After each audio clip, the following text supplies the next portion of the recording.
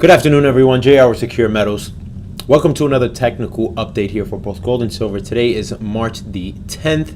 It is 11:52 a.m. Eastern Standard Time, and I just wanted to get a quick analysis out to everyone. Make sure we are aware of the current price action here. So I think we are at a very, very important point in the prices of the precious metals complex.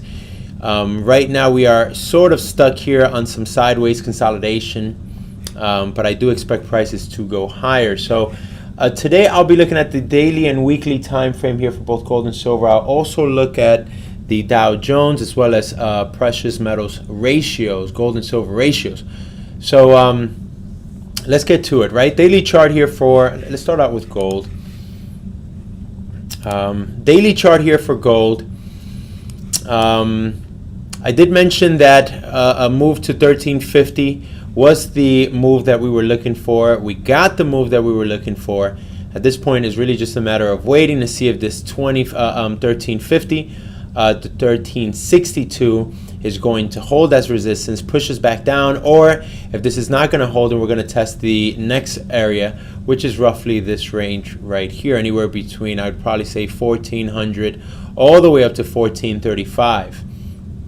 Now, again, the reason why I say we're at a pivotal point here in these markets is really because of the technicals. Really, these technicals do suggest that we do have further room to climb.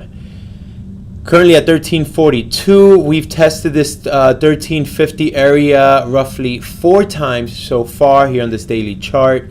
Remember, the more times we test it, the more of a chance we have to break this zone and go to the next zone, which is roughly here, the high 1300 levels to the low 1400 levels. I've drawn this little red section here, and as you can see, I actually drew this before price hit this. You can see it on my previous videos, but anytime we see this zone here, we should technically shoot down, but of course eventually this is no longer going to send us down. It's actually going to come back up once we surpass this. Now, if I'm reading this correctly here, now there's a couple of bullish signs here. If you see this this kind of like a cup here, that looks very familiar here. I'll show you what it looks like. Ever heard of a cup and handle formation? It's a very bullish formation, cup and handle formation. And this is basically the cup and handle formation where you have really basically what looks like a cup. I'll see if I can get a bigger one here. This one looks a bit bigger. So basically this is the cup. You have the handle here, and once the prices test the bottom of the handle, you should see the breakout to the upside. And I think this is where we are right now. We are seeing the cup, and now we are looking to test the handle. So we've already tested, we've already came down here to the low 1330. Actually, we just finished testing this morning 1328, which was the low. So this could be the handle coming together before it rips up, and if it does rip up, then obviously we would easily see a test of 14 at least the 1400 zone. Okay, so this does look like a really nice cup and handle. You want to look for support between 1307 all the way up to 1320. This is your zone that I would look to find some support. If this cup and handle come together, I would look to find some support here. If this cup and handle comes together, then I would look for prices to go much higher. And at that point, I think it will be safe to say that the bull market is back on, especially when we surpass the 1400 area. But again, this cup and handle looks very positive here for us. On the weekly chart, stochastics are a bit high. Stochastics are a bit high. They're looking a bit overbought. currently above the 50-day moving average, which is positive. 20-day moving average is very neutral, pointing to 3 o'clock. I'd like this to point towards 1 o'clock, maybe 2 o'clock. I'd like this to curve up. It's still not doing so, but this is a weekly chart. It might take some time for it to do that. Might take some time for this to do that. But on this weekly chart, it does look like we will be testing this, at least this 1390 zone. Possibly even this 100-day moving average at 1490. It is a bit far away, about 150 bucks away, but again, we just passed the 20-day moving average very nicely, the 50-day moving average. Now, mind you, this is the weekly chart here, and we have not touched this 20-day moving average. We haven't really been above this 20-day moving average, which is very, very bullish in my eyes, if you ask me. Really haven't been above this 20-day moving average since, I would say, November of last year, of 2012. I'm sorry, of 2 years ago. So we have a full year of being underneath this 20-day moving average, and we finally, now we've tested this 20-day moving average a few times back in August of 2013. It was short-lived. We came back down pretty hard. Again, retested the market, this line, this 20-day moving average, in October of 2013. Again, that was a failed move, so the move to the downside was pretty big. But we've finally tested this 20-day moving average, and we've actually stayed above this 20-day moving average for roughly for almost 2 months. Now, mind you, every time we've tested this average, it hasn't been more than a month before we come back down. We are really, actually, each candle represents a week. So 1, 2, 3, 4 weeks, and we came right back down. 2 weeks, and we came back down. We are now on 1, 2, 3, 4, 5, 6 weeks that we are that we are above this 20-day moving average. I'm going to take that as a bullish sign.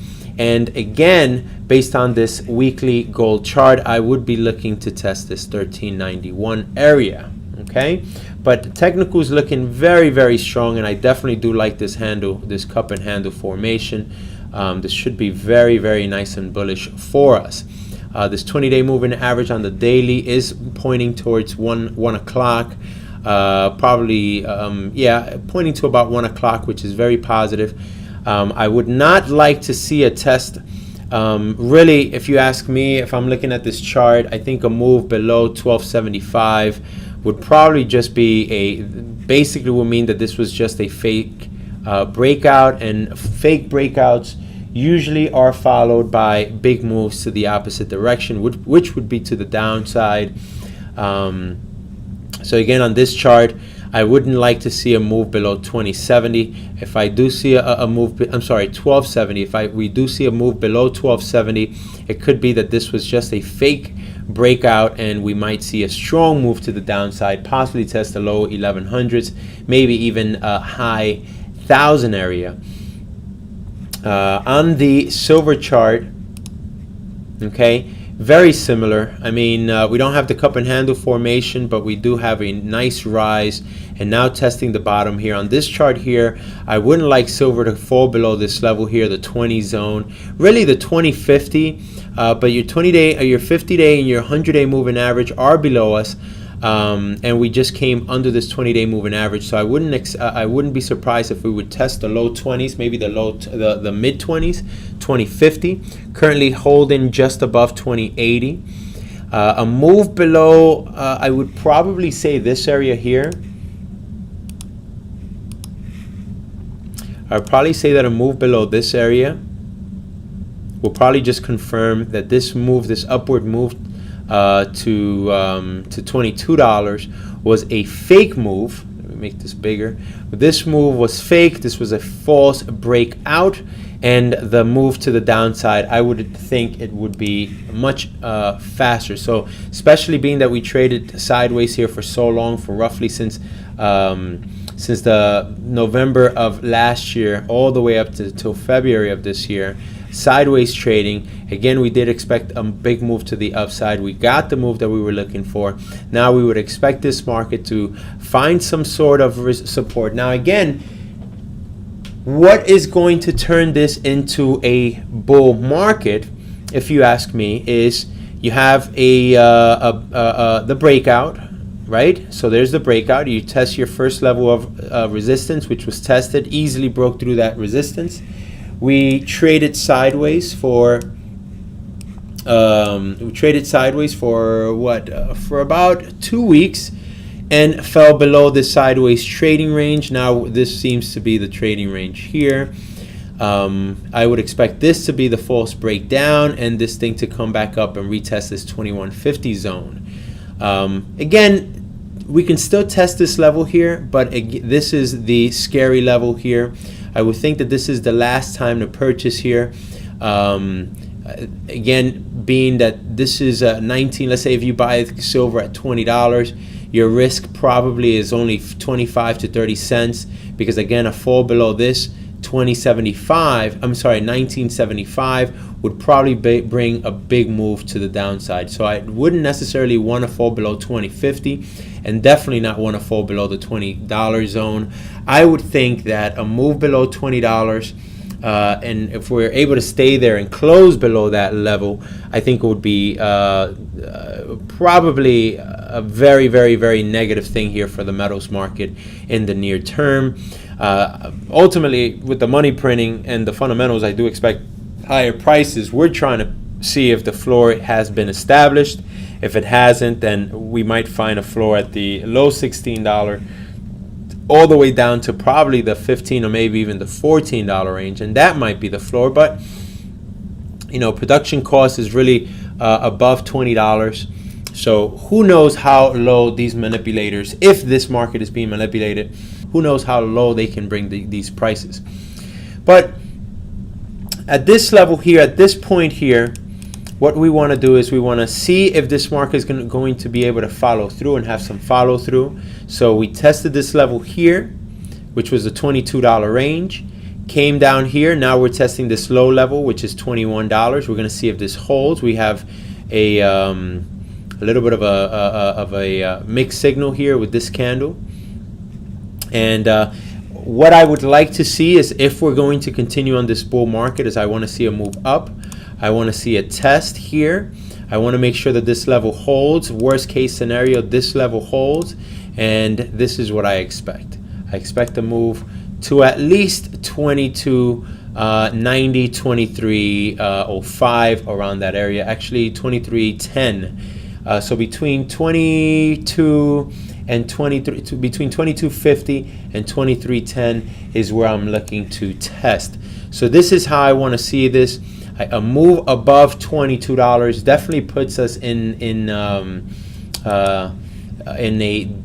much more bullish position, and a move above the $23 zone, retesting this $24 zone here, this $25 zone, I would probably say that the bull market has begun, and from here on out we're only going to see higher highs. Now at that point, if we do see a test of this $24 to $25 range, I wouldn't at all expect this market to come back down here at all.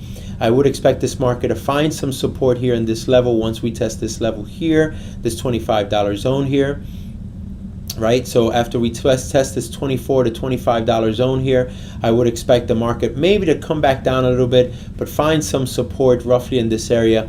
And from here on out, I would only expect higher lows and higher highs. Okay, so this is your low. This was back in June of 2013. You have your next low, which is roughly all the way from December of 2013 all the way up to February 2013, and I would not expect a new low. So I would expect, let's say this would be the low, 2050.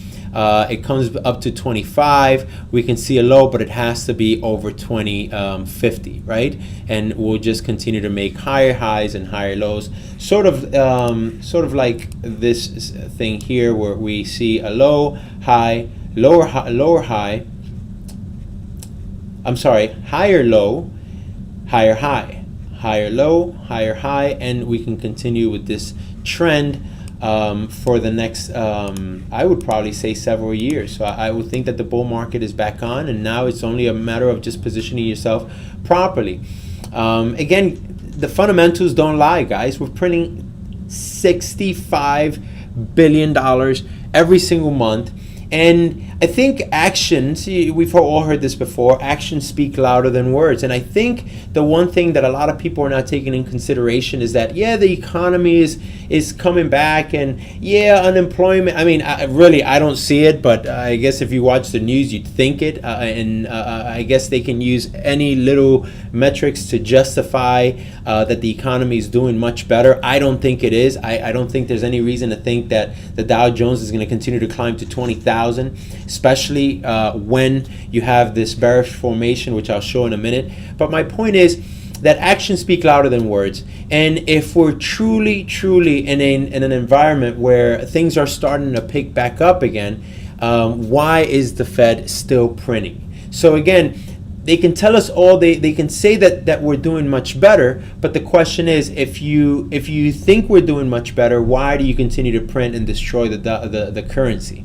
And really, that's what you have to look at. You have to look at what the actions are, and what the actions are. And the action currently is that we're printing $65 billion a year. We have a balance sheet of $4 trillion. We have a debt ceiling that was just approved. We have $17 trillion. I think last time I showed this was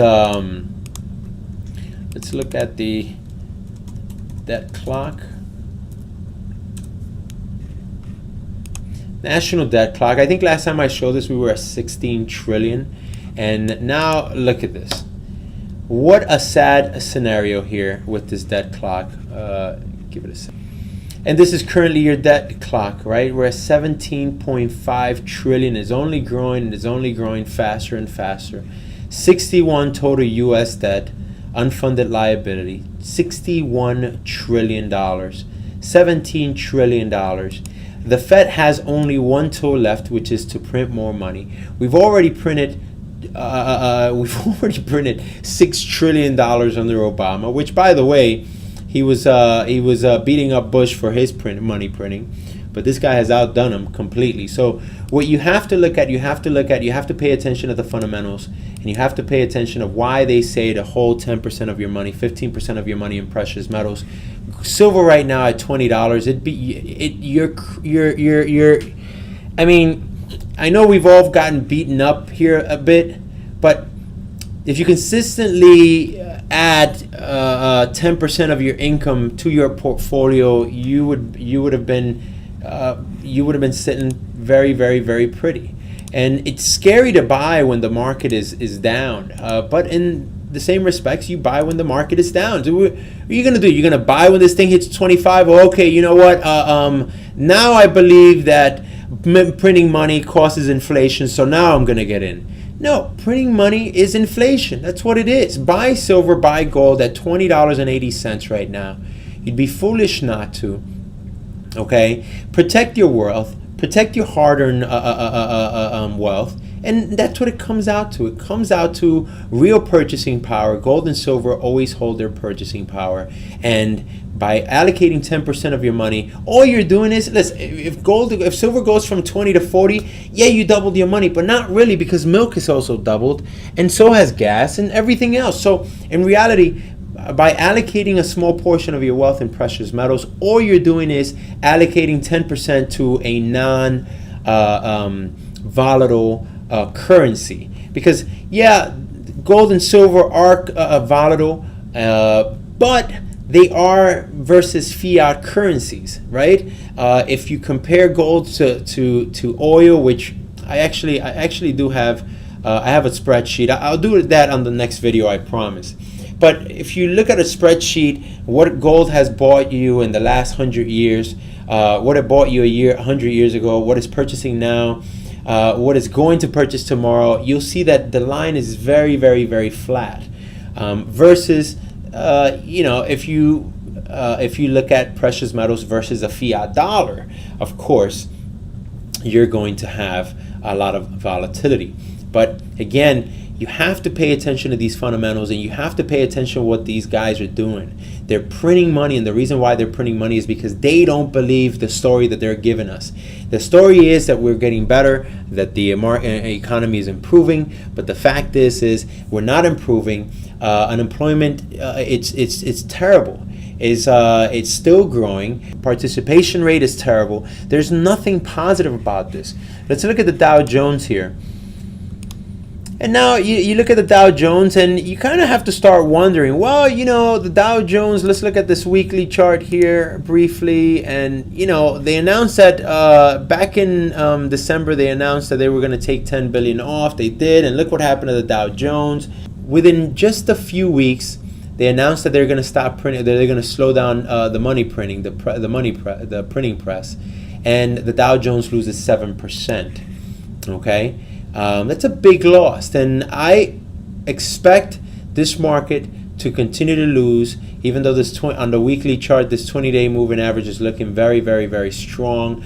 It's been tested way too many times, and I think this market is starting to get a bit tired. And again, you just have to look at the situation. This is a very ugly formation. This broadening formation is really ugly, and it does suggest that we're going to see a much bigger correction, at least down to the 14.7 here in the next couple of weeks. Maybe in the next, I would probably say 3 to 4 or 5 months, I see a huge correction down to at least 475, right? 14.7. So you have to really you have to just really pay attention, because the money printing stops, and all of a sudden we get this huge correction. And even with the money printing, look at these corrections. We were having huge corrections.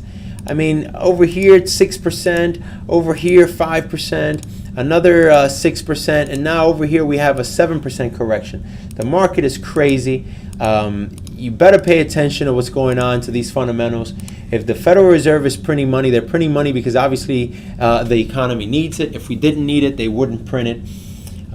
So pay attention to that. Daily chart here on the Dow Jones, a bit overbought here. I do expect another pullback. I also want to point out these corrections. This is a big correction here, right? If you talk to any analyst, there's a 63% correction here, a 63% crash. Somebody will call this a crash. But what they're not looking at is they're not looking at the previous corrections. You have a 59% correction here. You have a 40% correction here. You have a 32% correction here, right? And if we keep going back, we have another correction here, right? Another 38%. Another set 20% here. So, historically speaking, the corrections are healthy. Corrections, this is why we had the housing market bubble, because too many people bought homes. Too many people bought silver in this time frame. Now the market is correcting itself before it goes higher. But corrections are very good. Now a crash is when you see a move to the upside, a move to the downside. It stays here, and there's your crash. You're done. The market is done. But every major move that we've seen in the precious metals market has been a correction. Similar to the Dow Jones. If you look at the Dow Jones, apparently this was a market crash, right? In 2008, we lost 54%, right? 54% is what we lost. In 2000, during the dot-com bubble, right, you saw a drop of 38%, right? Then let's go back a bit more here. Let's see if we can go back to. So let's see if we can go back over here. Look at that 87 crash, right? We saw a 41% drop in the Dow Jones. This was back in the this was back in the 80s. So these big moves to the bottom are really just opportunities to buy, right? So this Dow Jones crash wasn't really a crash, was it? Because if you think about it, whoever bought at the bottom, look what they did. So you had another crash. Apparently it wasn't a bottom. right? It wasn't a crash. This was just a correction, because a correction is what balances the supply and demand, and then you continue to go higher in the bull market. So a correction is basically an adjustment in the marketplace when you've had an overwhelming supply or demand, right? So over here, we didn't see a crash. What we saw was a giant correction. The market continued to go higher. Over here, you didn't have a crash. You had another correction. Over here, you didn't have a crash. You had a correction. Over here, this looked like a crash back in 2009, but apparently it wasn't a crash because we're still in a bull market. So, it's easy to predict where the market is going. It's difficult to say when the market's going to get there. And when the market is over, because I'll tell you, we can't continue to have these booms and bust and not and forever. They're not natural. So anything that's man-made usually gets fixed pretty soon. But at any rate, so the Dow Jones right now, I'd be very careful with this Dow. Weekly chart is looking overbought. The daily chart is looking overbought. The 20-day moving average is looking good because we're starting to curve back up. So we might see this thing continue to go a bit higher, maybe to the high 16,000s. I would be very surprised if this thing continues to go to 17K, 18K. I think the odds of it are, they're there. I don't think it'll happen. I don't think it'll stay there for very long. So my point is that let's start looking at the market for really what it is and what's happening. This Dow Jones has only been growing because of the printing press, and eventually they're going to have to stop the printing, or they're going to have to just continue to print forever. And there are no other tools that the Federal Reserve can use. The interest rate tools are done. Interest rates are already near zero. Okay, let's look at the ratios if you'd like. Let's see where they are. Where do I have this? Right here, right? So this is the ratios. I think last time I visited the ratios, they were roughly at around 62. Ended up going down to 60, retesting the 64 range here, the 64 to $65 range. This is the gold and silver ratios, right? Stochastics are overbought, so I would look for this area to hold that's resistance, and I would look for this to start creating new lows. Okay, if we are back on the bull market, I would like to start creating new lows, at least bring this thing back down to the low 60s, and hopefully start testing these lower levels, the 58 and the 57 level.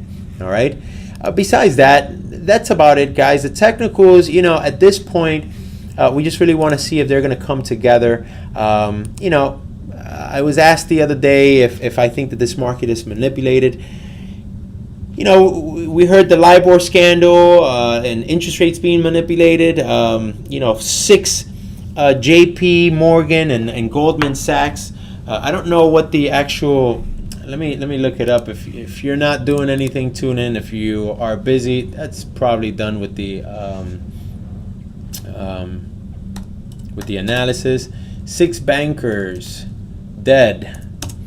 Look, I'm not saying that this has to do with the precious metals. That's not what I'm saying at all. All I'm saying is there's a lot of crazy things going on in this world that don't really make a lot of sense. This weekend you had 200 passports missing, and all of a sudden a plane goes missing, right? I don't know what that means, but I guess there's something to do with the 200 passports. We have 6 deaths in the last month.